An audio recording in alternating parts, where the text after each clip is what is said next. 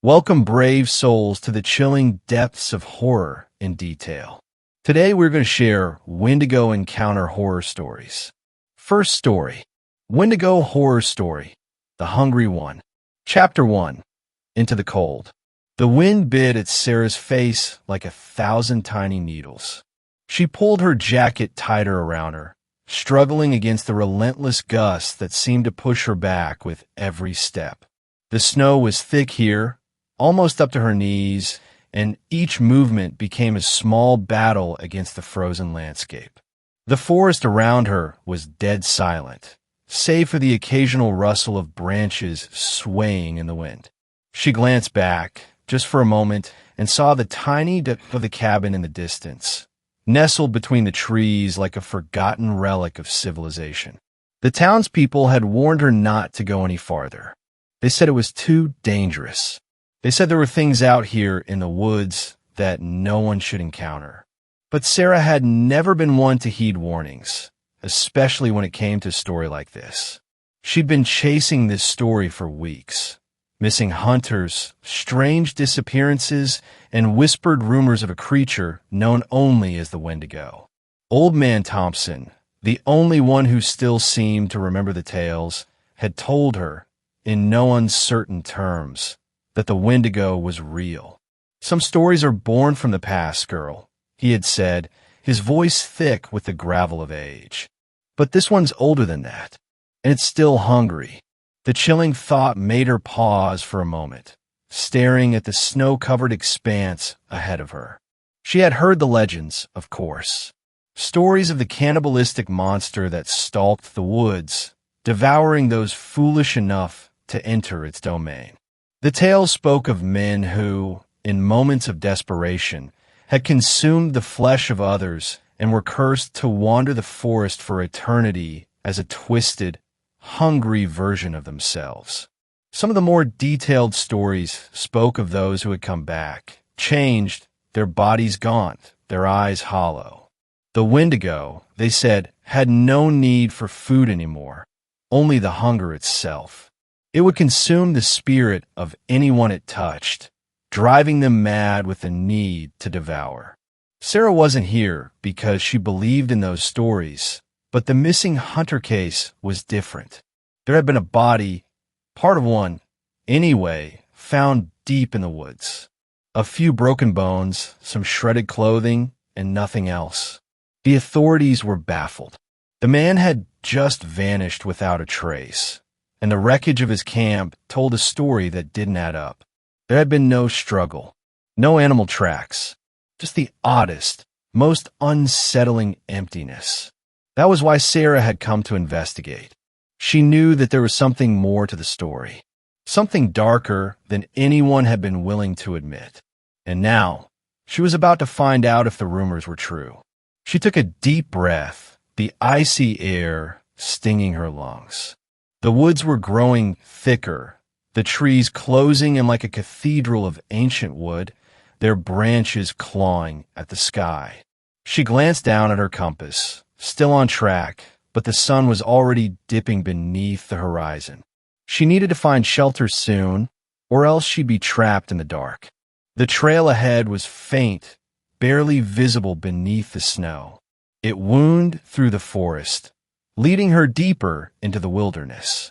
Sarah checked her watch. It was late afternoon, but there was something off about the light. The sun was barely visible through the thick canopy of trees, and what little light there was seemed dim, as though it had lost its strength. Then she saw it, a flicker of movement in the distance.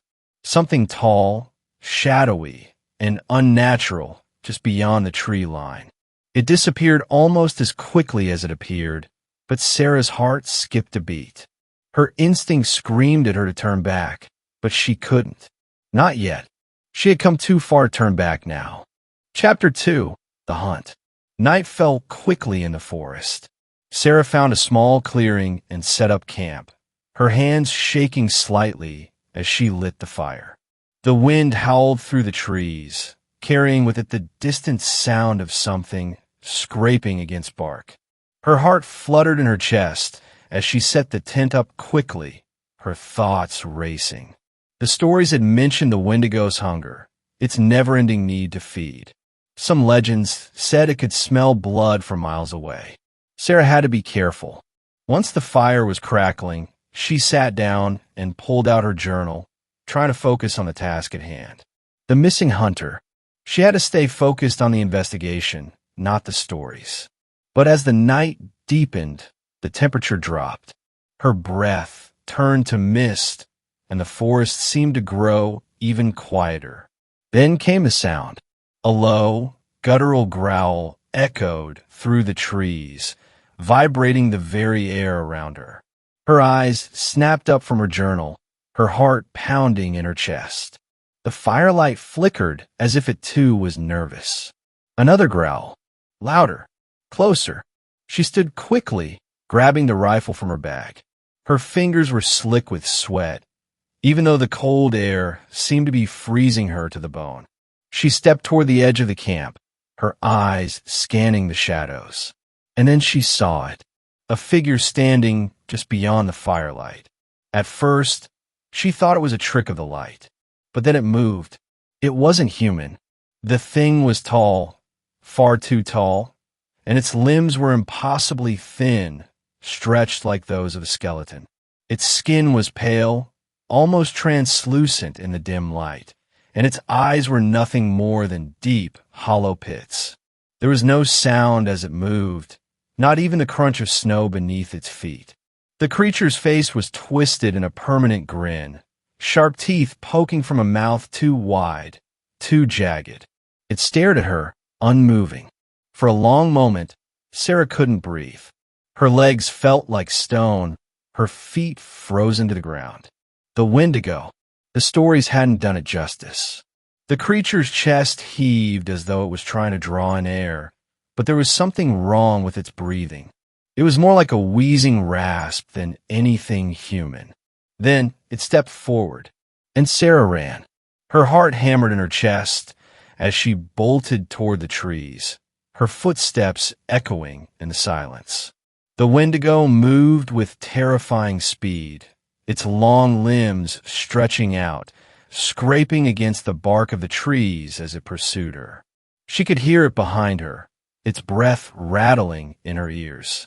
She stumbled over a fallen log, her legs tangling beneath her as she crashed into the snow. Pain shot through her ankle, but there was no time to stop. She pushed herself back up and kept running, the darkness of the forest swallowing her whole. She glanced behind her, and for a moment, she thought she saw something even worse, something darker, lurking in the shadows. The Wendigo was closing in. Chapter 3. The Truth of Hunger. Sarah's legs burned as she pushed herself onward, adrenaline fueling her as she stumbled deeper into the woods. The pain in her ankle was sharp, but she couldn't afford to stop. Not now.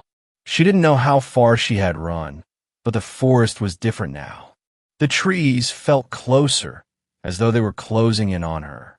Her breath came in ragged gasps, and the snow beneath her boots was slick with blood, her own blood, from where she had scraped her leg. The growl came again, low and terrifying, sending a shiver down her spine. She couldn't let it catch her. Not now. Now she was so close. Then, in the distance, she saw it. A faint light, like a glimmer of hope in the oppressive darkness. It was her only chance. A cabin. Her heart surged as she pushed herself harder, but before she could reach it, she heard a sound. A slow, steady crunching of snow behind her. She turned. The Wendigo stood in front of her, its eyes glowing now, bright like embers. It tilted its head, its grin widening. Sarah's heart sank. The creature spoke. It was a whisper, almost a hiss, but its voice was unmistakably human. Hungry. Second story. The creature in the woods. It was a crisp autumn evening when my friends and I decided to go camping in the remote woods for the weekend. We were all excited to escape the city and immerse ourselves in the tranquility of nature. By the time we arrived, night had already fallen, so we hurriedly set up our tents and lit a fire, the flickering flames casting long, dancing shadows around our campsite. As we sat around the fire, we began telling ghost stories, each one more chilling than the last.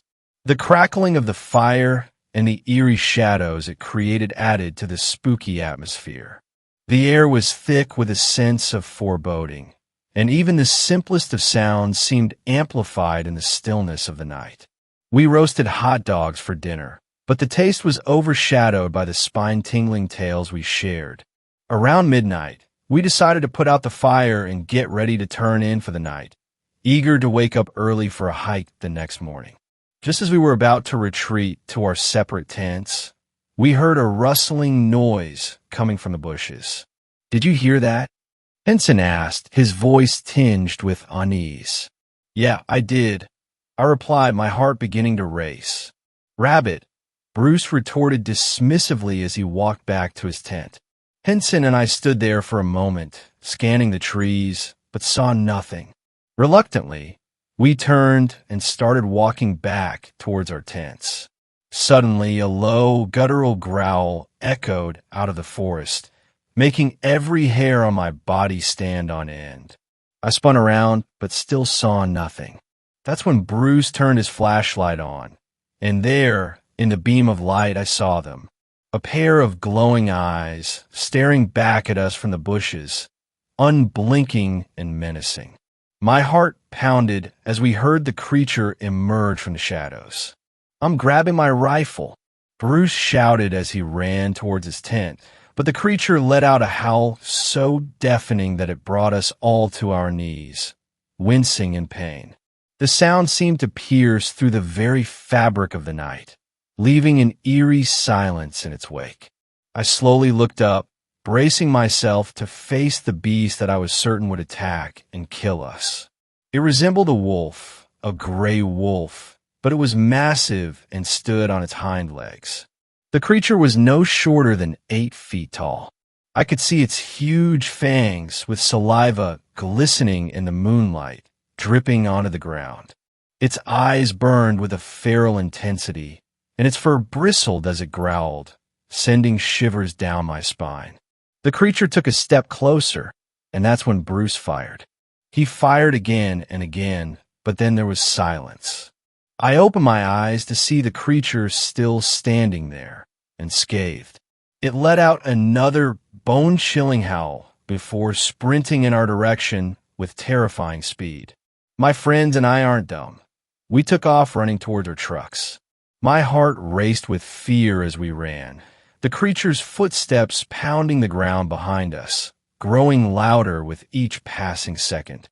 I could hear its breath, ragged and menacing, as it closed in on us. The pounding of my heart reverberated throughout my ears, almost drowning out the sounds of our frantic escape. I glanced back and saw it gaining on us with tremendous intensity. Its eyes glowed with malevolent hatred as it clawed its way towards us. In my panic, I stumbled and tripped over a tree root. Henson quickly turned around to help me up, and just as I could run again, I felt an intense burning sensation across my back. I cried out in agony, but didn't dare stop running, the creature's growls echoing in the darkness behind us. We finally reached our trucks. I fumbled with my keys, my hands uncontrollably shaking. I managed to get inside, slam my door shut, and lock it just as the creature lunged at my car. It pounded on my roof with such force that the entire vehicle shook, its growls and screams echoing through the night, sending chills down my spine. Then it jumped to the hood of my car, its eyes glowing with a sinister light. It started beating on my windshield, each blow causing cracks to spiderweb across the glass. I screamed as the creature's claws tore through the windshield, shards of glass flying everywhere. In a desperate move, I quickly unlocked my door and leaped out into the bed of Bruce's truck as he was pulling out. Bruce and Henson both sped away as fast as they could, tires screeching against the dirt. I stared in horror as the creature just stood there, still perched on the hood of my truck, its eyes locked onto mine. To this day, we don't know what that creature was. I know what I believe it is. We all agree on one thing. We'll never go camping in those woods again.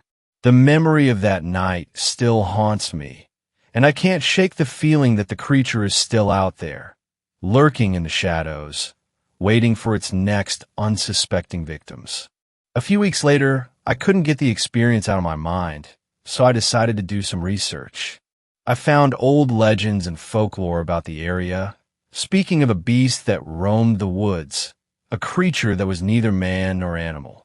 Locals called it the Wendigo, a spirit of the wilderness that preyed on those who ventured too deep into its territory. The stories described it as a cursed being transformed by its insatiable hunger and thirst for blood. I share my findings with my friends, and we all felt a shiver run down our spines. The descriptions matched what we had seen that night, down to the last horrifying detail. We realized how close we had come to becoming another story in the local folklore, another set of names whispered around campfires.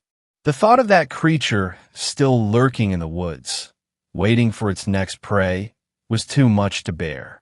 We made a pact never to speak of that night again, hoping that by staying silent, we could somehow escape its grasp. The silence was our shield, a fragile barrier against the terror that stalked the shadows. But every now and then, when the wind howls through the trees, I can't help but remember those glowing eyes and the terror we felt. The Wendigo is still out there, somewhere in the dark, waiting.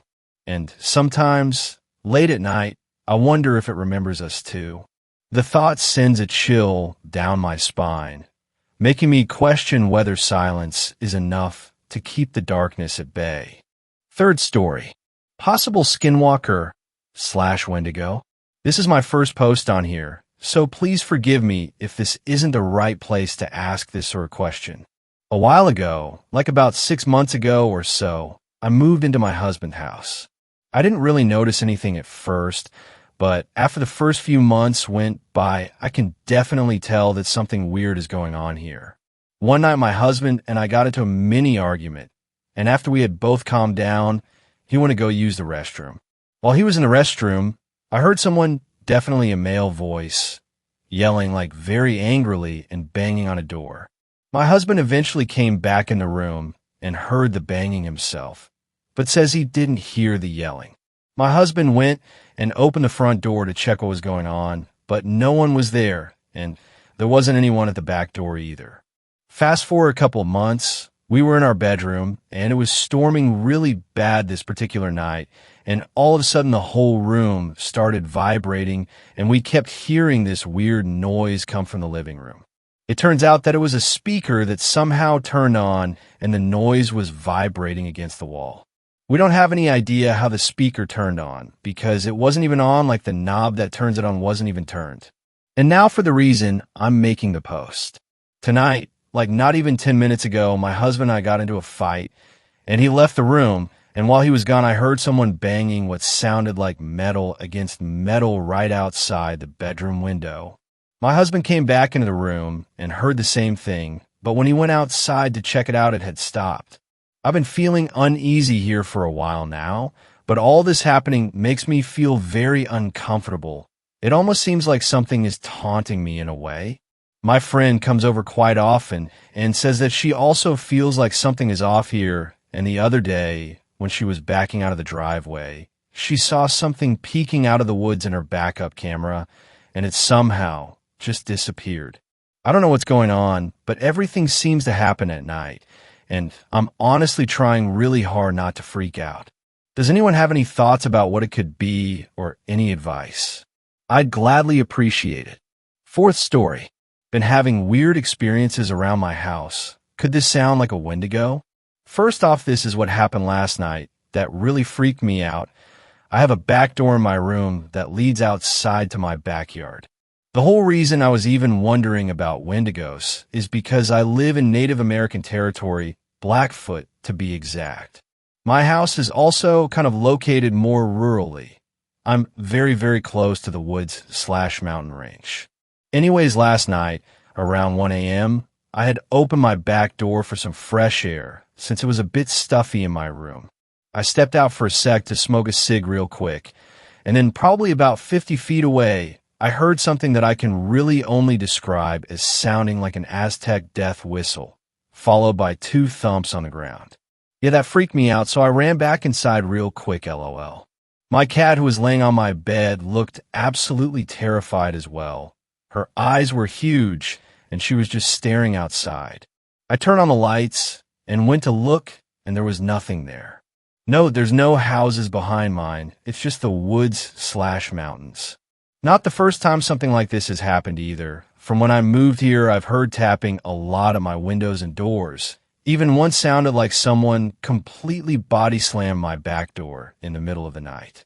In addition to that, I'll occasionally hear whistling, but pretty faint whistling, at night. I always get kind of bad feelings over my backyard at night. I get oddly paranoid for seemingly no reason. Seems like this sort of thing is getting more common for me too. I'll hear this sort of thing a lot more often, and my little dog literally refuses to go outside at night to go to the bathroom. What does this sound like? I'm not really an expert, but I've learned more ABT Wendigos, and it sounds a bit interesting.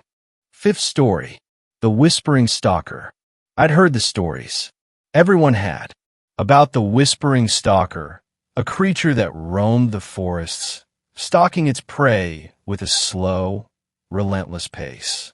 They say you hear it first, a whisper just behind you, low and coaxing, calling your name. Then you start to feel it, a presence lurking just out of sight, getting closer, always closer. The last thing you hear before it takes you is the sound of its dry, rasping breath in your ear. I'd never believed the stories, not until I found out who it really was. The truth was that it was a man in his late 20s, finding young women to murder and use to his heart's content. I found that out from my uncle, a police officer who warned me of who my father really was and why he worked so late. The story was buried by the town, but it couldn't disappear from me. I was hanging out at Chris's place one afternoon when I mentioned it, the usual cryptid banner. You ever heard of the Whispering Stalker? I asked casually, sipping my soda. Chris snorted. It's just another one of those creepy stories people tell around campfires. Like that damn Wendigo crap. Mia, who'd been listening quietly, frowned. No way. My aunt told me about it when we were kids. She said it was real. People went missing out in those woods. I laughed, but I wasn't really joking. I could see it in their eyes. They were already buying it. And that's when I planted the seed. You know, I said, leaning in like I was sharing some big secret, there's a place not far from here. It's where the stalker's been spotted the most. They say you can hear it if you're quiet enough. If you listen long enough, you'll hear it whispering your name, calling you in. Mia shifted uncomfortably. That's messed up, man. Chris was more skeptical. You really think we should go looking for this thing? Sounds like a joke. I let that doubt settle in the air. I don't know. I think it might be worth checking out. We could hike into those woods tonight, see if we hear anything. If nothing happens, we turn back. If we hear something, well, maybe we'll be the ones to prove it's real. Mia hesitated. I'm not so sure about this. Come on, I said, keeping my voice light. It'll be fun. We're not really going to find the Whispering Stalker. It's just a story, right? Mia finally gave in, probably because she didn't want to seem like the scared one. Chris reluctantly agreed too, but I could tell he wasn't fully on board. That night, we met up in the woods. It was cold, the moon hidden behind clouds, casting the forest in a thick, dark blanket. We had our flashlights, but the beams barely cut through the trees. I could feel the tension between us, and I knew it was the perfect time to make it real. I led the way, pretending to look for signs of the stalker, scratches on trees, disturbed ground. I let the silence grow, let the tension build. Then I made my move.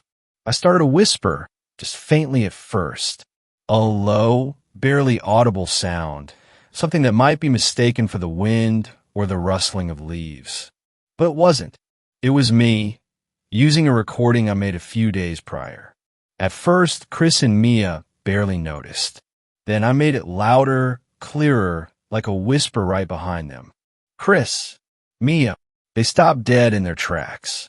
I watched as their faces shifted from confused to terrified.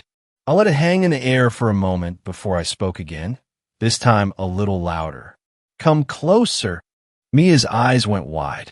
She looked around, her breath quickening. Did you hear that? Chris laughed nervously, but it was shaky. Okay, that's enough. This isn't funny anymore. I didn't stop. I couldn't. Come closer. Mia's voice was trembling now. Please, can we just go back? But it was too late. I'd already set it in motion. In a panic, I grabbed the rope from my bag. I was quick but calm. I had them where I wanted them. Chris tripped backward into the underbrush, and Mia froze, trying to understand what was happening. I didn't give them the chance to fight back. The forest was still. The wind had stopped. It was so quiet that all I could hear was their panicked breathing and my own. I watched as the fear set in, as they realized what was happening. The stalker wasn't coming for them. I was. It was quick. Too quick. A few stabs, just enough to keep them quiet, and it was over. Their bodies were heavy on the ground, their faces twisted in fear, still trying to scream, but unable to. I didn't feel anything. Not guilt, not fear. Just satisfaction. I had continued what my father had to stop. I dragged their bodies deeper into the woods, making it look like the stalker had taken them. There were signs, broken twigs, torn fabric. No one would suspect me. No one ever did. The next morning, I went home. I washed the blood off my hands. I acted like nothing happened. But then, tonight, I was lying in bed, replaying the events in my mind, my heart racing from the thrill of it. I was drifting off to sleep when I heard it. That faint whisper. At first, I thought it was just the wind, the trees. But then I heard it again. Alex. Alex. I froze. My blood went cold. It wasn't my mind playing tricks. The whisper came again. Closer this time. Come closer. I slowly turned my head, and there, standing just outside my window, was a figure. It wasn't tall, not like I expected. It was hunched, its face hidden under a dark hood. Its body was long and thin, like a twisted version of a man. And from beneath the hood, I saw its eyes glowing faintly, yellow and unblinking. The whispering stalker wasn't a story. It was real, and it was waiting for me, to punish me for doing its job. Sixth story. We found a survivor in the forest. He says the Wendigo let him go. I work with a volunteer search and rescue team in northern Montana. Most of the time, we're responding to injuries, lost hikers, the usual. But last week, we found a man barefoot, half frozen and covered in blood, stumbling down a trail we haven't used in decades. We thought he was a missing hunter. He wasn't. We brought him back to base camp. He wouldn't tell us his name. Just kept muttering, "It let me go. It let me go," over and over like a prayer. He hadn't eaten in days. We offered food. He refused. When we insisted, he screamed, said it would no. Later, while the others were out on a call, I sat with him alone, and he started to talk. He said he was part of a 3-man group hunting elk deep in the wilderness. Said one night, something found their camp. Not a bear, not a wolf. Something tall, thin, bones stretched over skin, teeth like needles. He never called it a name, but I did. I asked, "A Wendigo?" He flinched when I said it. "No," he whispered. "The Wendigo." He said it didn't kill them right away. It took them one at a time. Always at night. Always when they were alone. It took Tom first. Left only his tongue. Then it dragged off Caleb. He said he heard Caleb laughing as it took him, but it wasn't Caleb's laugh. By the third night, he was alone. He ran. Got lost. Starved. Heard it whispering to him. Not words, just thoughts. Promises. He said he saw it watching him while he slept. Said it left bits of his friends in the snow like breadcrumbs. And then it let him go. Just like that. He said it stood over him at dawn, mouth full of Caleb's face, and whispered inside his mind, "You're already mine." I didn't know what to say.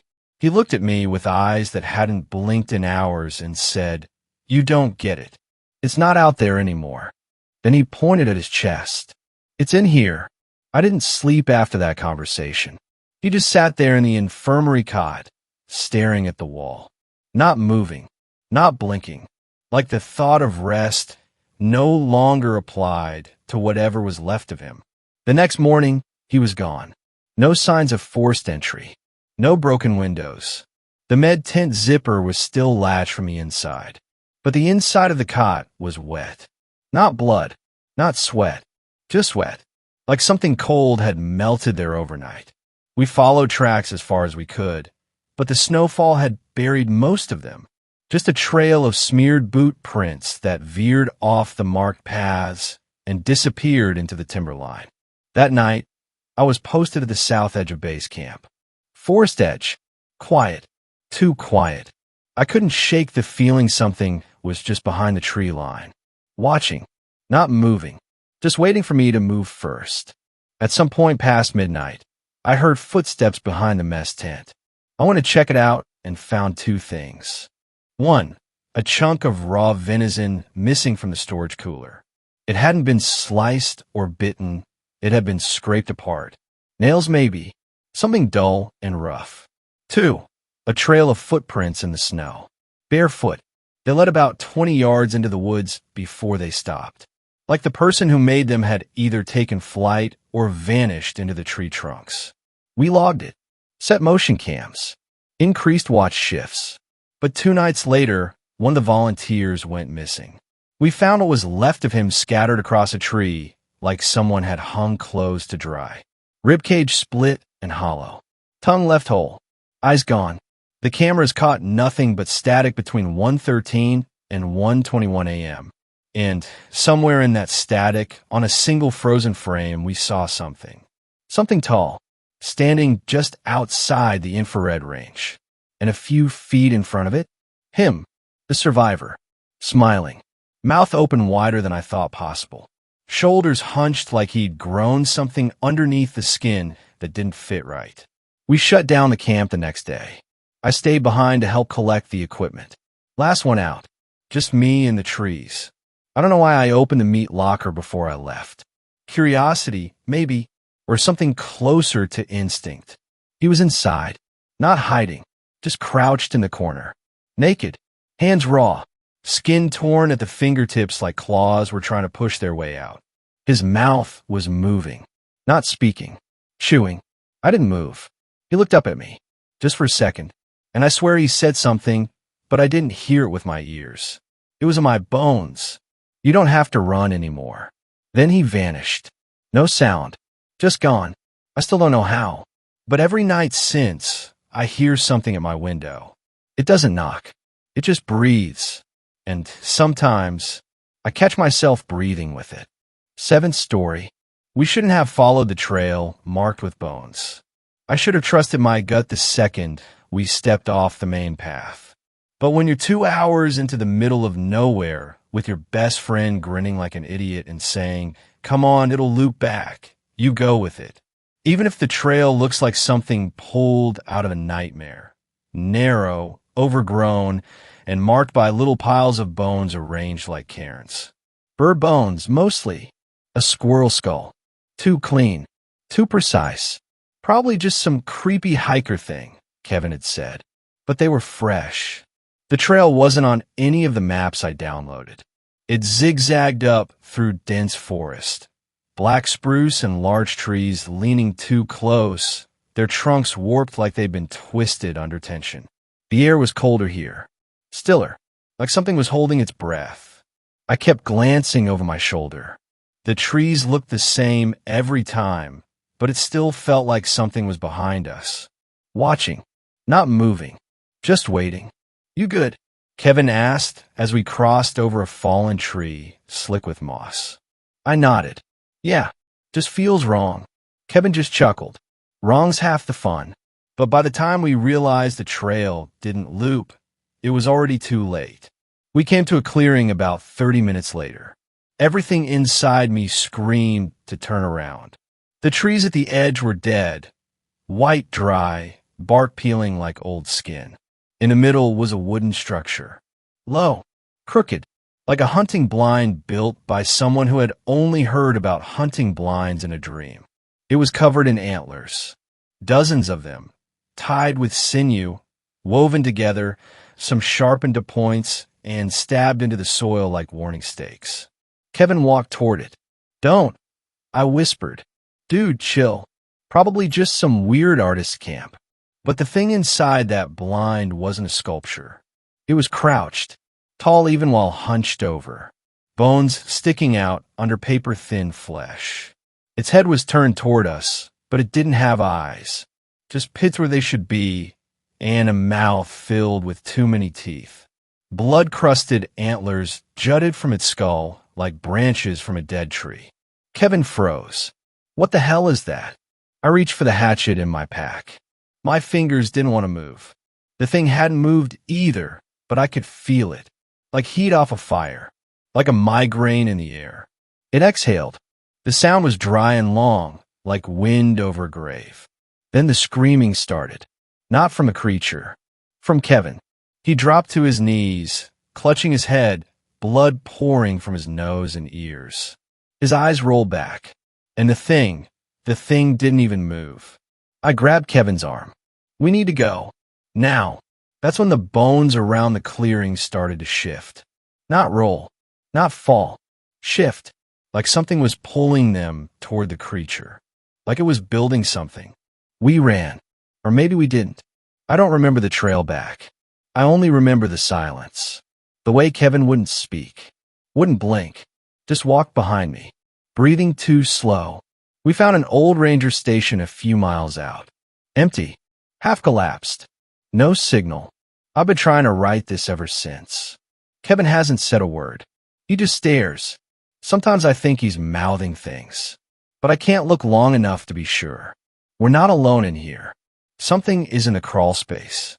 I can hear it breathing when I close my eyes. I didn't sleep.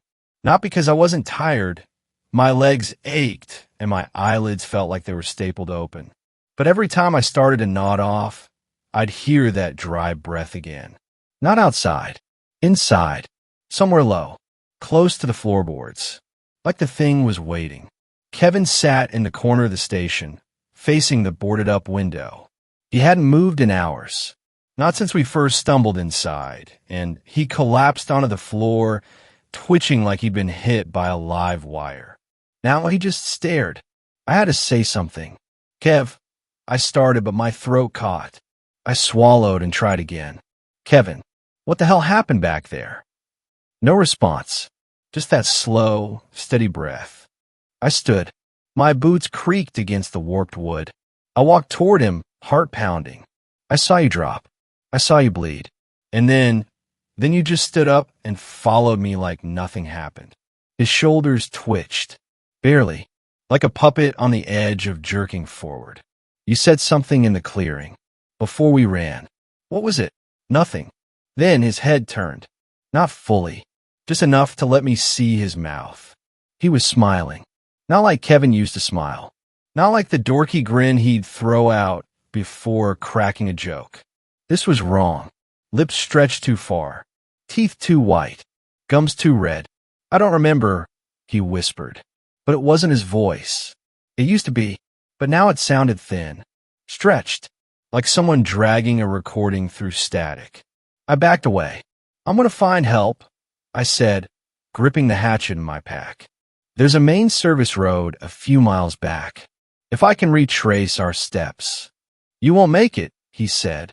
I froze. "I never would have," Kevin added, smiling wider now.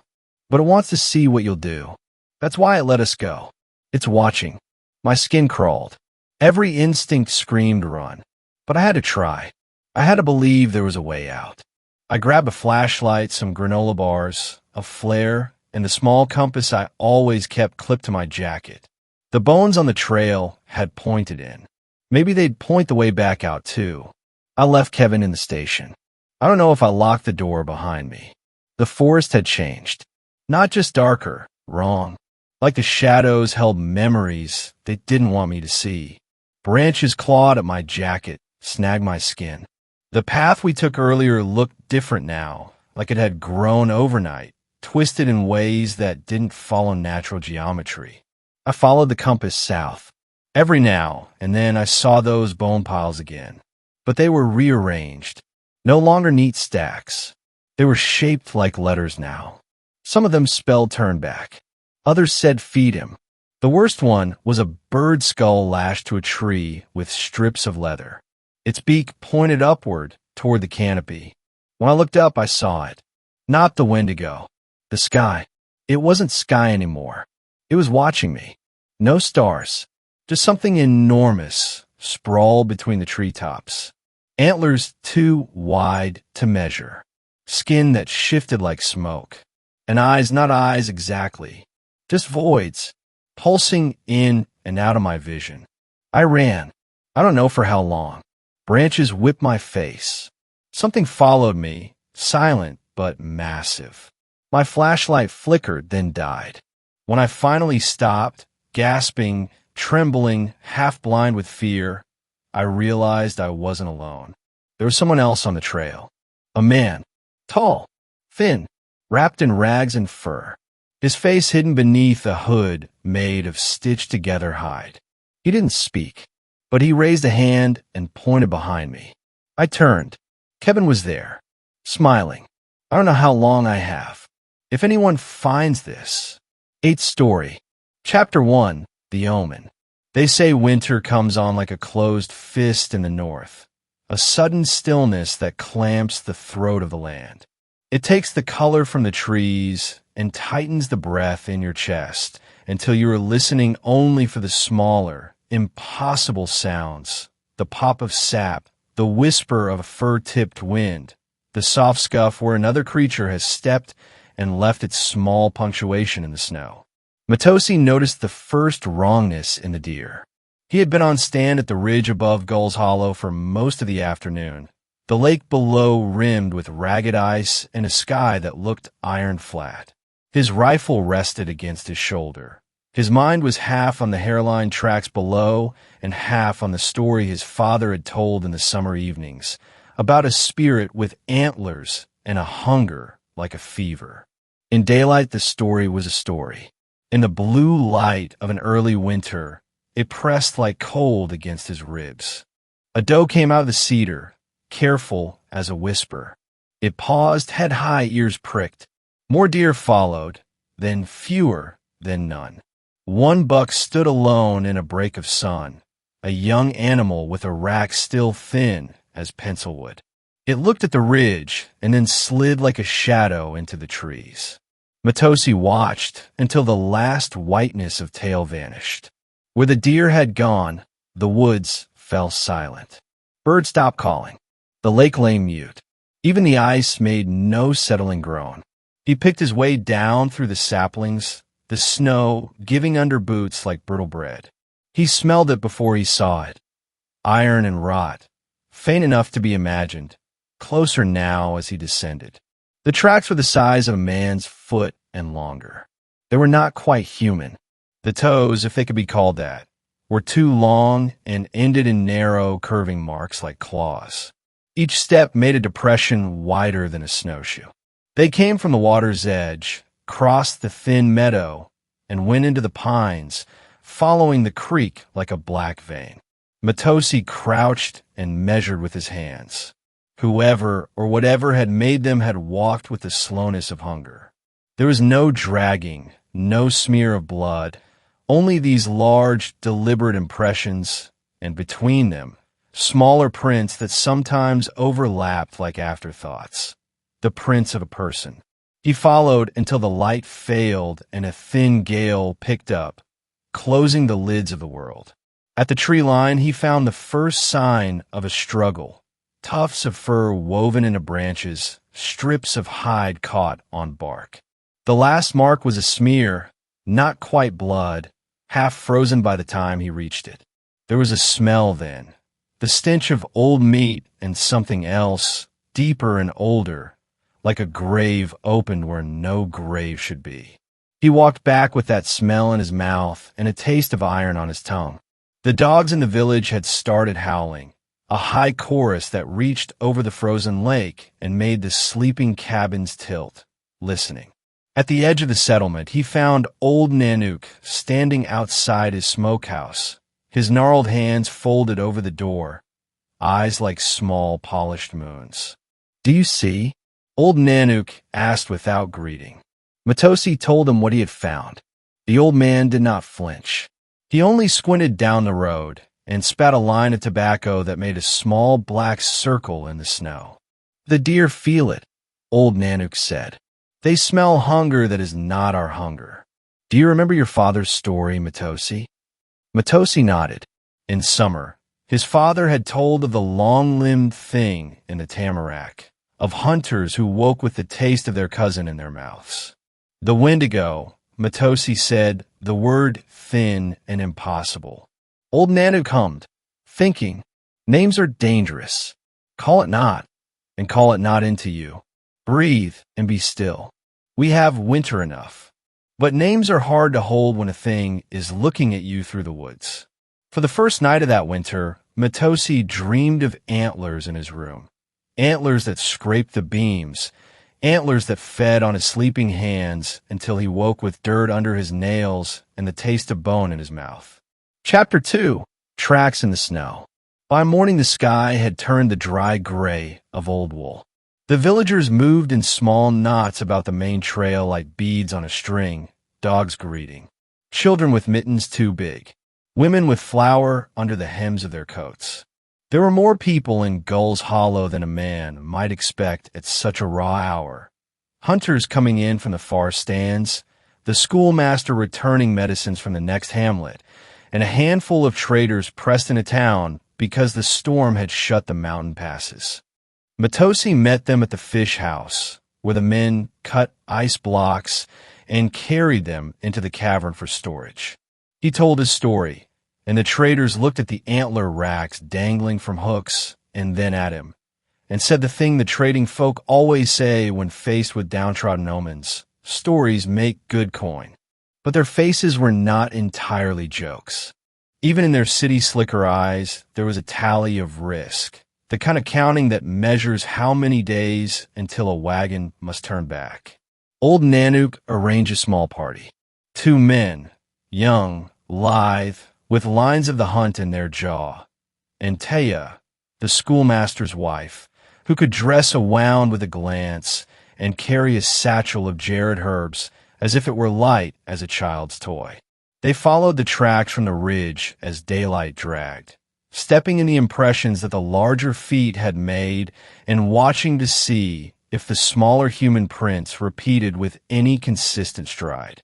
For while the prints were clean, the smaller ones of a man who had walked upright and steady. Then they changed. The smaller prints grew wider, the toes splayed. Then they overlapped the greater, longer impressions in a way that suggested someone stepping with a thing, or something stepping with a man. Companions, whispered one of the young men. His name was Will, a boy with a voice that caught on vowels. Or pray. They found a first cabin at the creek, a lone stick-built shelter that had burned at the eaves and been half buried with snow. In front of it hung a fish hook on a length of line. The hook was clean, polished. Someone had used it like a trinket. There were words carved into the door frame. Childish gouges, not yet aged. Help. Inside, the floor was a constellation of prints and hair. A small stool lay overturned. The supper pot had been placed gently beside the hearth as if a hand had set it down and never returned. On the table, though, lay something that made their chests constrict, a strip of flesh not thicker than a finger, ragged at the edges and still soft with thaw. No animal bone lay nearby. Taya's hand at the wound of the flesh had the slow, steady motion of a woman who had once carried a baby to term and had learned to soothe a fever. She did not look up when she said, "This is not only hunger. This is offering." Radier than a name was the notion that some hunger could be given and received. Matosi felt the hair at the back of his neck stand. Old Nanook's mouth had gone small. They followed the creek until it ran thin and the trees grew tight like a sewing. The tracks crossed a place where the tamarack leaned over the water, and there, On the underside of one bowed branch, they found it. Long scratches, deep and fresh, clawed into bark, etched in a looping hand like a signature. Between the furrows, someone had pressed a token, a child's mitten frozen into a flower of ice. Will knelt and touched it gently. His hand came away smeared with a thin varnish like blood. He did not speak. Why would someone leave a mitten? Taya asked, but the question answered itself as an old, thin wind blew through the branches. There was a sound on the air, long and flute-like, the kind of sound that fits a throat made to bargain. It made the hairs on Matosi's forearms rise. Don't listen. Old Nanook's voice cut the wind.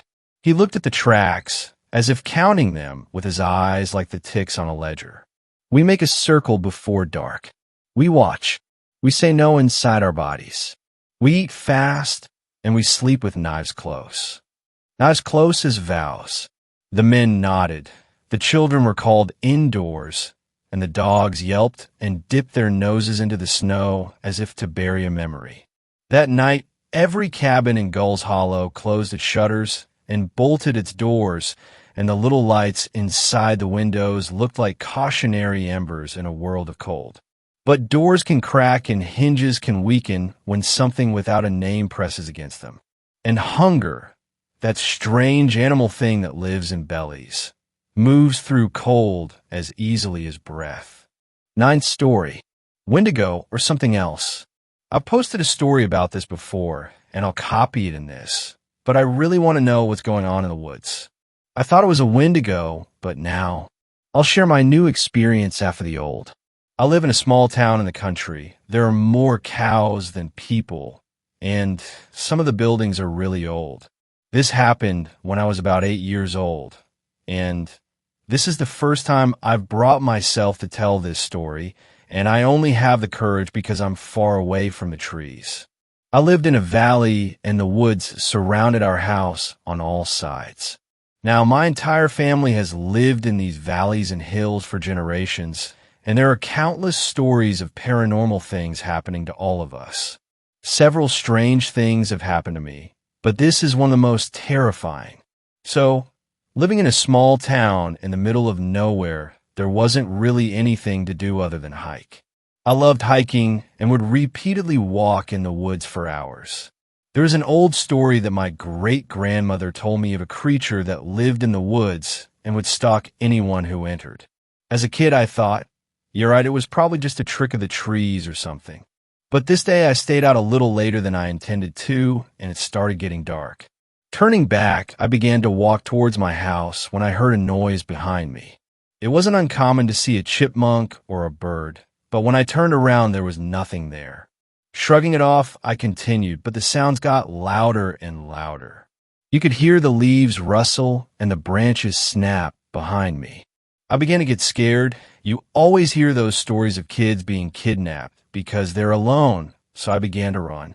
Not the smartest, because I tripped over a branch and fell skinning my knee pretty bad. Turning around quickly, I thought I was done for, but there was nothing behind me, just trees and leaves. It was dead quiet. Even the wind wasn't rustling the leaves, and there wasn't a single bird singing. Feeling pretty silly, I got up, brushed myself off, and turned to walk the rest of the way home when I saw it. To this day, I don't know what it was. It wasn't a bear. It wasn't a deer. I live in the country, and I know what they look like. This thing was in the distance, staring at me. It was covered in fur and had these piercing white eyes, and what looked like horns or antlers were protruding from its head. It knew I saw it because it smiled, and I swear all of its teeth were sharp fangs. I instantly wanted to scream and run, but when I looked into its eyes, I was frozen. I couldn't even blink, let alone scream. I could only stand there dumbly as it got closer and closer. The closer it got, the more bony it looked. Its limbs were long, and it looked starved. It stank like rotting flesh, and I felt like crying, but I couldn't. I honestly thought I was done for until it stopped. Its head tilted, and it just looked at me, then turned and walked away. When it left, I could move again, and when I thought I could walk without falling, I ran home. I shut myself in my room and bawled my eyes out for hours. I didn't go back in the woods for years, and even now I'm weary of it. I don't know what it was or why it was there, but I got the message loud and clear: stay away. That happened well over 10 years ago and was really the only major experience I had in the woods. Until recently.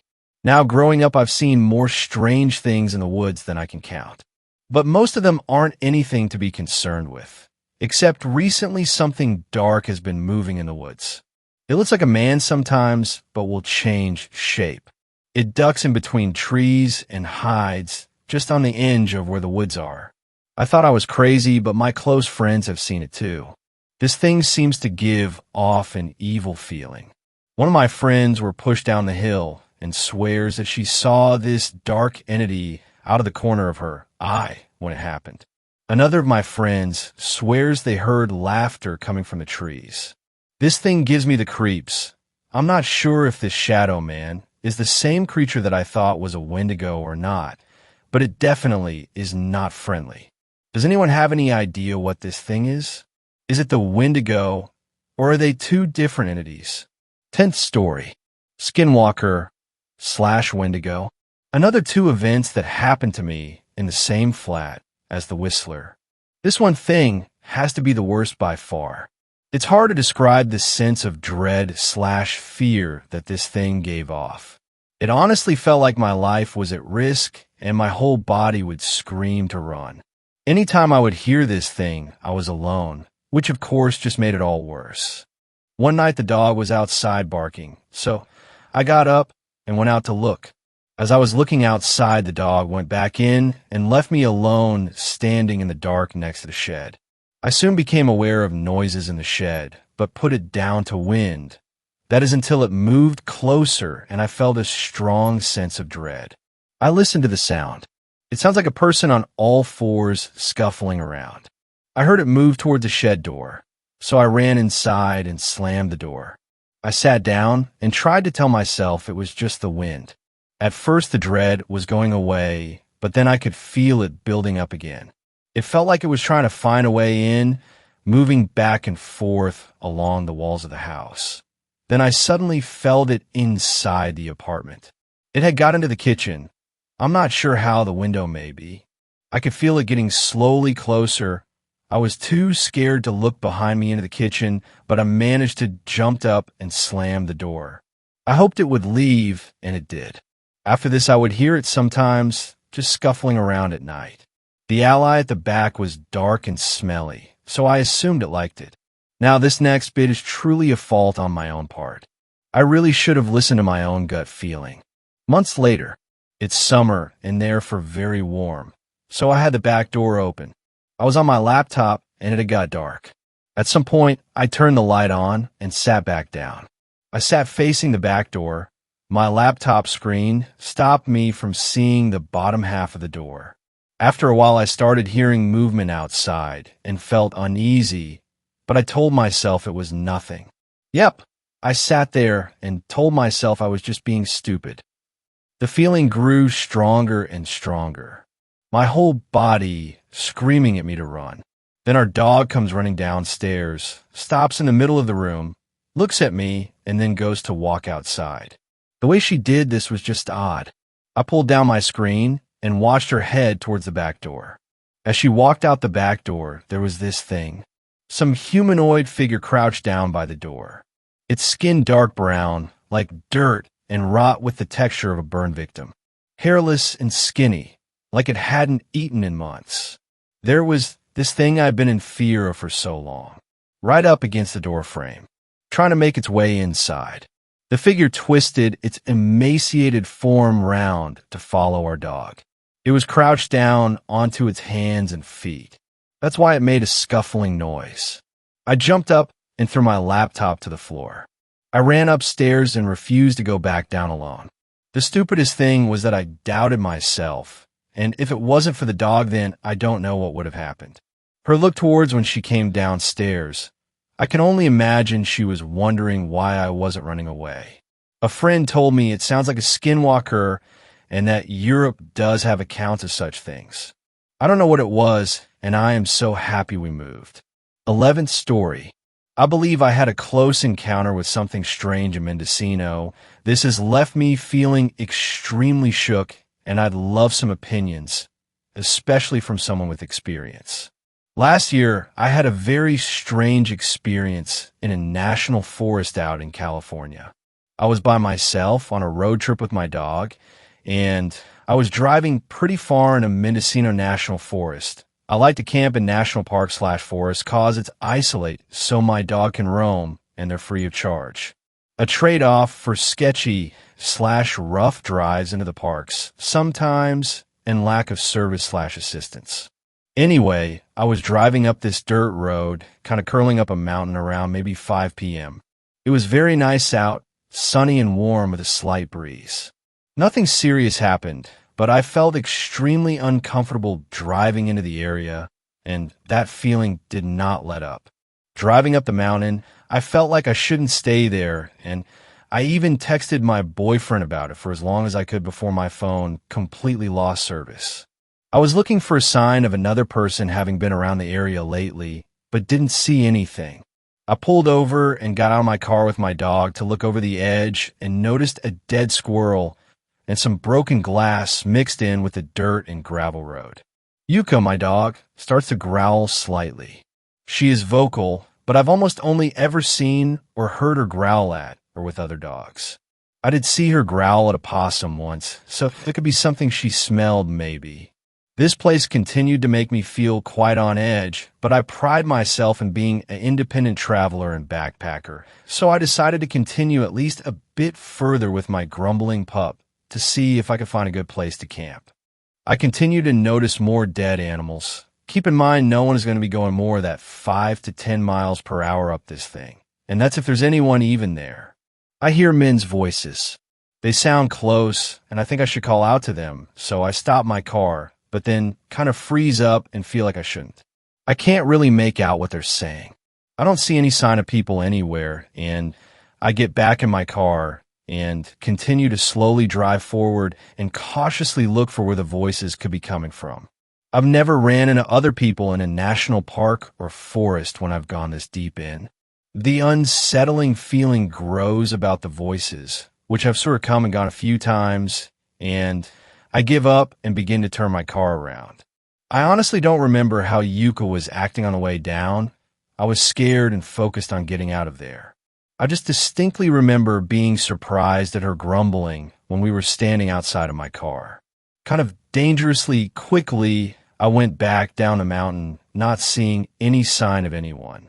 I decided to spring for luxury and get a hotel for the night. I figured I was just fine.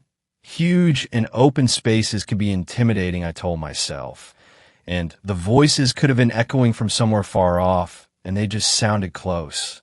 Animals die. Glass gets broken. Nothing happened cool. But I remember this place. It sticks with me. Whenever I'm watching scary movies, if I'm walking my dog in the woods at night, nothing compares to the feeling I had driving up that mountain, and it's honestly kind of interesting to me, as well as frightening. I recently happened across some information, as well as some Native American lore, that made me feel extremely uneasy. Fast forward a year, I mentioned this place to a few people and the haunting vibes it gave me, but nothing much more. Googled the national park once and didn't see anything, but didn't look much either. I like scary movies and things of that nature, hence my fascination in this little event, LOL. So my boyfriend and I were coming up on finishing our road trip just yesterday. We were in Wyoming for a wedding.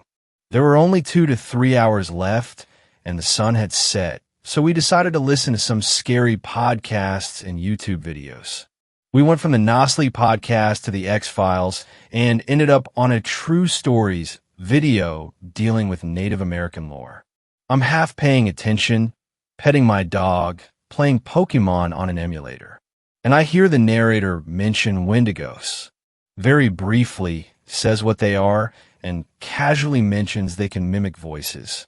I mean, when I say the most horrible chills I have ever had in my life crawl down my spine, and I stare at my boyfriend and ask him if he remembers that national forest I was freaked out about last year. He says he does, and he reminds me that he texted me I was probably close to a Wendigo, he did. I remember him saying that, but didn't know much about their lore and thought he was just being funny like, yeah, Bigfoot is probably stalking you, or some other dad joke. And he was like, no. I mean, I was mostly joking, but I said it specifically because you said you were hearing voices that you couldn't find a trace of. I feel strange AF, and I start Googling Wendigos, etc., etc. They're allegedly able to mimic human voices, and they would live in that sort of area. It all matched up. Obviously, there's a ton of questionable info out there, but I try to find more reputable websites and authentic experiences. I then specifically looked up missing persons in the area, and the first headline that catches my eye is another family goes missing in Mendocino. And I went through different websites and news articles of people going missing, but they're all a little hidden underneath national park websites and pictures of trees. I remembered looking up the forest about a year ago and didn't see anything and realized these stories didn't seem to be talked about much, which also piqued my intuition. It was stated that well over 100 people in the past 8 years have gone missing and not been found, on top of many which are found dead. It just has my intuition super spiked. Remembering how unsafe I felt and how much I wanted to get out of there terrifies me, and I felt so uneasy about what I was hearing and do to this day. My dog and I are very close. She was a stray that started following me one day, and I ended up bringing home from Costa Rica. So her little growls along the way makes me feel like there was something wrong. Even though it was just a storytelling video, those stories originate from somewhere. I have done a lot of solo traveling both in and out of the country, and I have never had such a bad feeling, on top of seeing an unnecessary amount of dead animals in a national forest, which just seemed strange. I don't think I'll be doing more solo traveling unless it's around civilization, LOL. Does anyone know about authentic Native American lore, or has anyone else had a kind of inexplicable experience like this? Extra points if you've had bad vibes in Mendocino National Forest from a Wendigo. 12th story. Through the woods. I may have uncovered something that'll send me on a trip through a forest. My friend and I are going to begin our search a week from now, so I'm here to detail what I found out and how I found it. It all started some time back in January. I had recently returned home to my mom's house after college. I had failed a course from the year earlier and had to retake that course in the fall, so I was finally back home. We were in this little town near Athabasca, just one of the dozens of lesser-known towns here in Alberta, sure to be forgotten by the rest of our province if that's not already the case. It was probably the first week of my return. I noticed one of the neighbors' houses nearby had police tape strewn across it, which wasn't there the last time I visited my mom on Thanksgiving. All I've ever known about those neighbors is that they were meth heads, consisting of some guy and his girlfriend and another friend of theirs from the Northwest Territories. We never talked at all. So given the few stories my mom told me about them, like how they stole the weed plant another neighbor grew, or how the meth heads would park this RV of theirs in people's yards without asking, I could gather that they were a bunch of weirdos whose days were numbered.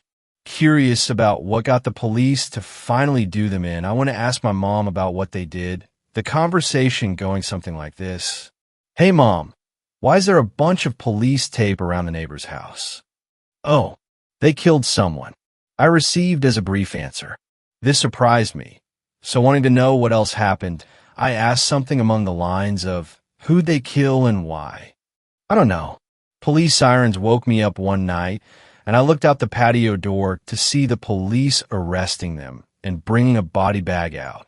Jesus, are you sure it wasn't like an overdose or something? I remember asking. Maybe, I don't know all that much. They were doing some strange things leading up to the arrest. I think I heard them digging and driving around town at night back and fall. More questions came with all this new information. However, my mom had nothing else to say, as that was all she knew. Still, my curiosity had now been piqued, and being bored and unsure what to do with my time, I wanted to figure out what happened. My personal investigation started, and unfortunately for me, This was a fresh case, so anytime I try to look into something online, there wouldn't be much in the way of information about what happened. The only thing I could learn was how the guy from the Northwest Territories killed the other guy's girlfriend for some reason, and the boyfriend tried to help dispose of the body by storing her in a deep freeze, but they got caught somehow, regardless. He may have also had a hand in her death because she was severely beaten and cut up, but the information wasn't conclusive. Learning all this disturbed me at the time, knowing how close the murder occurred to my mom's house and how recent this was.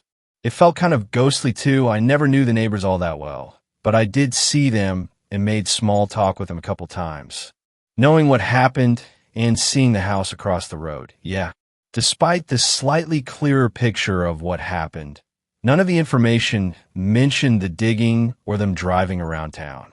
I first talked with my mom about it, asking where she heard the digging or where she saw them driving, but the only thing I learned was that they only had a rusty blue car that most people in town recognized, and that the digging came from the trees near her house.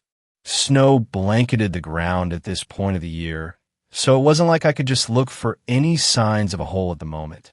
Regardless of this minor setback, I decided to look into them driving around town until the snow melted and the ground softened up. A few months went by with me going around town and occasionally talking to people about the meth heads.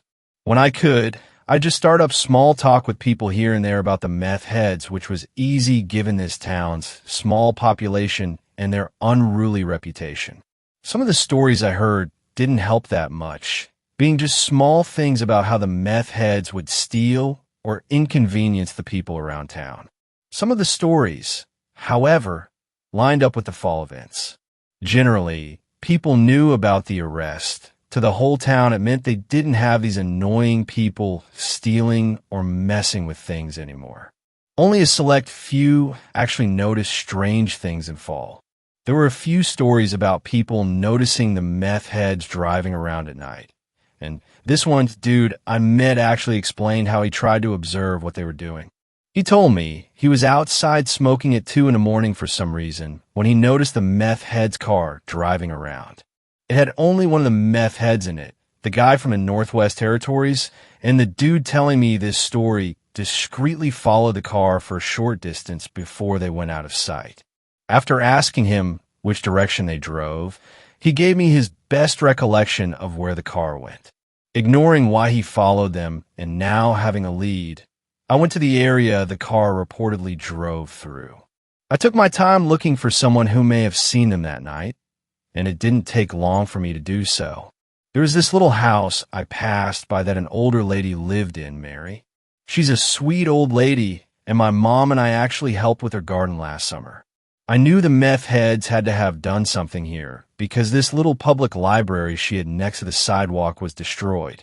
It was this little wooden box that had a take one, leave one system for books in her front yard, and it was unfortunately smashed. Its wreckage lay depressingly next to her fence, a little sign in its old place saying "Public Library Closed." I knocked on her door, Mary answering with a happy smile. "Oh, hello. I didn't know you were back in town." "Hey, Mary, I'm back. How's things?" I replied, setting aside my investigation momentarily to enjoy a moment with her. "I've been living well, even with all the snow. How are you?" "Surviving. I was passing by, and I noticed that your public library was broken. What happened?" I think she looked over at it sadly, taking a moment to think before saying, "Oh, do you know your neighbors? The meth heads?" "Yes, them. One of them, the religious one I think, broke it. Happy that I got some confirmation that this was them, I asked, why did he break it? Was he just driving by some afternoon and decided to break it?" "Oh no. I was sleeping when I woke up to a noise as it was still dark out. I wanted to see what the ruckus was and got out of bed to look, and there was that man out there stomping the door of the box open." "Isn't that thing always unlocked?" "It is. He had no need to break it open, but it did. He grabbed some books out of there and drove away. Now, I didn't call the police because I have enough worries in life and the books were free anyway, but I'll have to make a new library one of these days. If you wanted one of the books from there, I can grab one for you." If the meth head stole multiple books, Maybe there was a theme with them that mattered. She did say he was religious. Thinking this, asked, "What kind of books did you have in there?" "Oh, I had a variety of books. There were some kids' books, but I don't think you'd want those. I also had these adventure books and Native American books. They were good reads, but the native ones were taken. He left the Bibles I had in there. I was sure he would have taken them as a religious man, but he shouldn't have taken anything at all if he was." "Huh, sorry, but none of those are for me. I hope you're able to fix your public library, though. Shame some people are out of their minds these days." "It is a real shame. Thanks for stopping by." After our chat, I left to continue my investigation. Unfortunately, nothing else came up for a while. More weeks passed as I tried to piece together what their drive amounted to besides the book theft. Things went cold, and I slowly drifted away from the investigation as I stopped learning new things, on top of not being able to do much with finding the hole in the snow. That was until I was at the local 24-hour gas station. The clerk was named Terrence, the night shift clerk, and we both knew each other on a first-name basis. We would chat whenever I stopped by to get drinks, and on this one early morning, I was there for an energy drink. Terrence was still on the night shift hours, and during our conversation, he said something like, "That's the same drink the meth addict would buy all the time." This perked me up, my investigation coming back to me. Did they ever come by in the fall? Like, around the time that Mary's public library was broken? I inquired. I did have a weird-ass encounter with one of them around then. How do you know? I've been trying to figure out why they were doing some weird stuff around my house. Did the one from the Northwest Territories drop in the same night he broke Mary's library? I don't know if it was the same night, but I think the addict you're talking about did come in to get an energy drink at 4 a.m. He did some strange stuff when he stopped by. Like what? Terrence took a moment to recall the night, eventually saying he was all twitchy, scratching his arms and staggering around. The usual meat-eat-up stuff. After stumbling around like a jackass and knocking stuff over, he finally found a fridge with drinks, and he grabbed an energy drink. He did some weird shit where he breathed on the glass door and marked some odd, star-like sigil in the condensation. Why? I don't know. I didn't ask. He was probably just messed up. Could you draw out what it looked like? I requested. Sure, why not? After our talk, he drew out this sigil, at least a vague recreation from his memory for me. I took it home to try and figure out what it could mean while I waited for the snow to melt and ground to soften.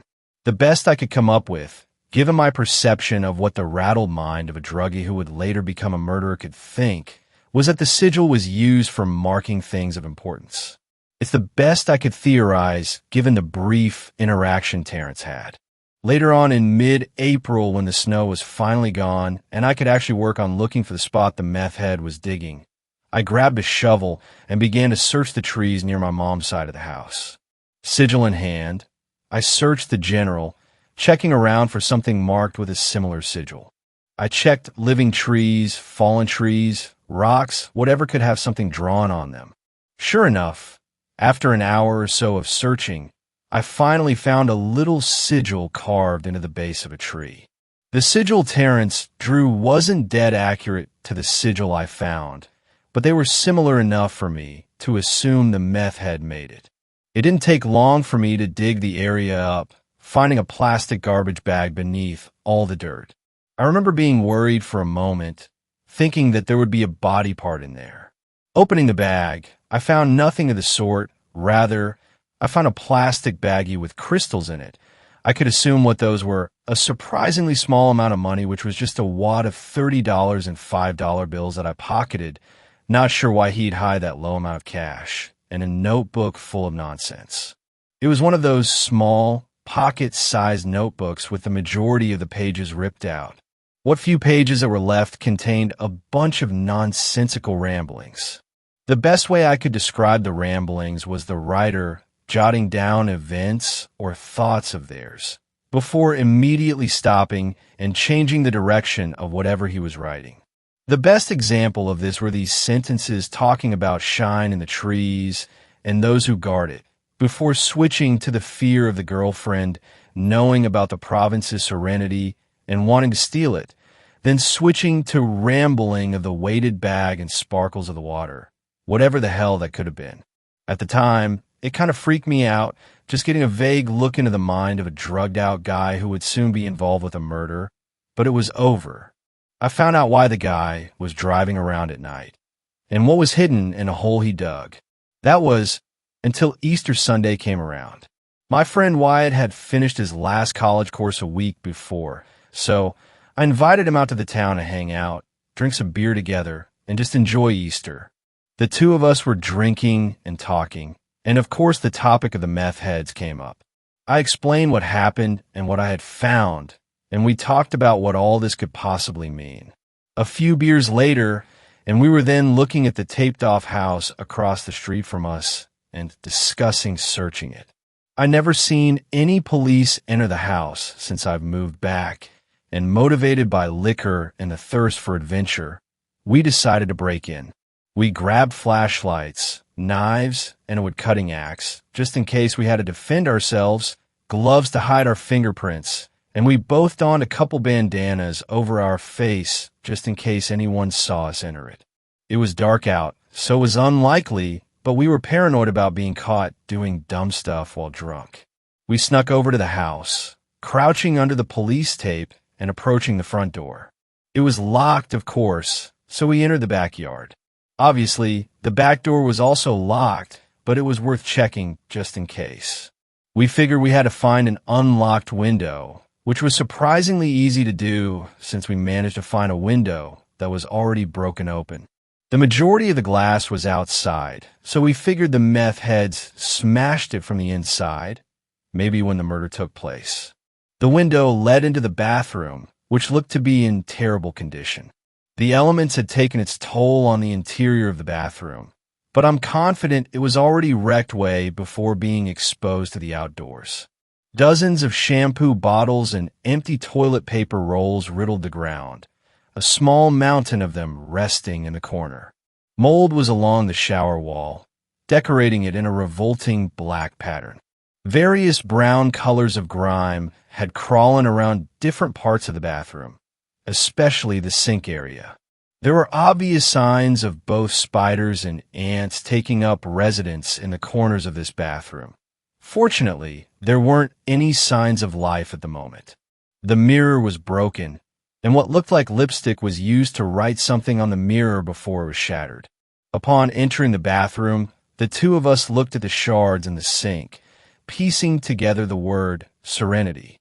Upon seeing that and remembering the notebook I found, I said something like, "You think that's about the girlfriend, or just from some kind of drug hallucination? I don't know, these guys seem nuts. Do you think they broke the mirror and window when the murder happened?" Probably. The bathroom door was shut, so we opened it, entering the hall of the house. Almost immediately, this rotten smell hit me, my bandana doing its best to help me breathe. Darkness consumed the entirety of this house, our lights breaking it apart as we trekked over the garbage piled up around us. Every room we passed by had heaps of worthless junk piled into small mountains, a gross mark of this being a hoarder's home. Wyatt, being the braver of us two, went ahead first. He had the axe cocked back as he walked down the hall in the direction of the living room, him uttering something like, "What dude?" upon entering. Entering the living room after him, I was stunned too. Off to my right side was the kitchen, which was attached to the living room. Rotten food was placed on the counters, and a bunch of garbage was overflowing from this trash can that hadn't been emptied in God knows how long. All the drawers and cabinets were open, the contents dumped onto the ground into one pile of ceramic shards and unclean cutlery. The kitchen sink had a massive pile of rotting dishes and a water puddle stain around the floor near it. A table was flipped onto its side, one of the chairs next to it broken with what I assumed to be dried blood splattered along one of the broken legs. When I turned to my left to see what the rest of the living room was like, I could see the couch, coffee table, TV, and more piles of useless junk and garbage. Each step we took into the living room crunched plastic bags beneath our boots or rolled empty bottles around. The furniture in the living room was shifted around at awkward angles, as if they got shoved around in a scuffle. A bunch of books and ripped-up papers were spread around the living room. Some pages from the books taped along the walls. I didn't care about those, though. I was focused on the dozens of pieces of papers taped to the walls instead. Spread across the walls of the living room were scribbled drawings and insane notes, similar to the ramblings I found buried in the notebook. It was more unhinged stuff, talking about the weighted bags, or the shine hidden and guardians in the trees. There were some foreboding notes that were likely made before the murder, and I could tell because they were written like, "She'll harm serenity," or "It must stay there." Some of the pieces of paper came from the same notebook I found containing similar ramblings I've seen. However, some of the bigger pieces of paper taped on the walls had some new material I hadn't encountered. These new pieces of paper were art drawings. They weren't well made by any means. Each was hastily drawn in pencil and were made up of messy lines intertwined to form silhouettes of whatever was being presented. A few were poorly made sketches of some character waving. Some were of spiders, a couple were of some lanky dude, etc. Just a bunch of random shit. The only thing that stood out to me were these drawings that seemed to be connected. They were the only ones that were taped to the wall next to each other, and they seemed to form a location that was probably important to the meth head. It was this hastily drawn picture of a house, some arrangements of wobbly lines, which Wyatt somehow realized was a map of our country's western provinces with landmarks and the same sigil I'd seen before. There were also some notes saying things like "Serenity stays here." Wyatt and I grabbed these drawings, taking them with us as we left to discuss what this all meant. Little progress was made that night in our drunken haze, but the next day we started on figuring out what all this meant. It was a rough map with a sigil that the meth head used to mark things important to him, so we could assume something was there, likely a cabin. Based on the province borders, even with how terribly they were drawn, it looked like this cabin was located in the Northwest Territories, the same province the religious meth head was from. There were a few landmarks aside from the sigil, likely roads, rivers, mountains, and possible towns. As to what was in the cabin, we don't know. We spent the day trying to figure out where the sigil marked and what was in the cabin, and we never came up with a definitive answer for either. The best we could make out was the mountains of the Nahanni National Park, which had a history of gold panning in the rivers there. And with that, we guessed that the weighted bag and shine of the woods was gold, likely stored in the cabin. Like, maybe a lot of gold, perhaps enough for us both to make a handsome profit off of. We just needed to figure out how to get to the cabin and where it could be located, and we didn't figure it out for around a month of us both trying to analyze these terribly drawn landmarks and comparing them to Google Maps. Our verdict was that the cabin was built alongside a river southwest of the Campbell Bend. If we were to drive up to the village of Fort Simpson and follow the Mackenzie River upstream until we reached the bend, we could continue the journey on foot, following the river until we reached the cabin where there would be gold free for the taking. Now, I know it may belong to the meth head, but he's a murderer. It's not like he needs it anymore or deserves it. The cabin also may not even exist, but we'd be surrounded by beautiful, untouched forests and cliffs. So if there's no gold, it'll just be a fun trip for the two of us to explore and camp in an amazing forest. Wyatt was concerned about the notes talking about those who guard the shine or whatever, and being from a hunting family, he wants to take some of his guns along with us. I was worried about the extra weight, but 2 guns couldn't hurt. We could come across a grizzly or cougar after all, as rare as those attacks are. We're dead set on doing this, taking a short vacation to drive up to Fort Simpson and hike our way to get some meth heads gold.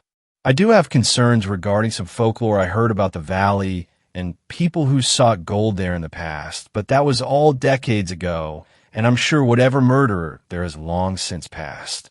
Wyatt told me it could be supernatural, but I don't believe it due to the lack of definitive proof of indigenous demons or the Wendigo or whatever else could be haunting the woods. So yeah, soon we'll head up to this supposedly haunted valley based on some clues we got from a murderer. Is it greedy? Yeah. Will it be fun for us? Definitely. I'll probably provide you all an update on what happens when it's all over. Peace. Thanks a lot for watching this video till the end. Drop your suggestions in the comment section.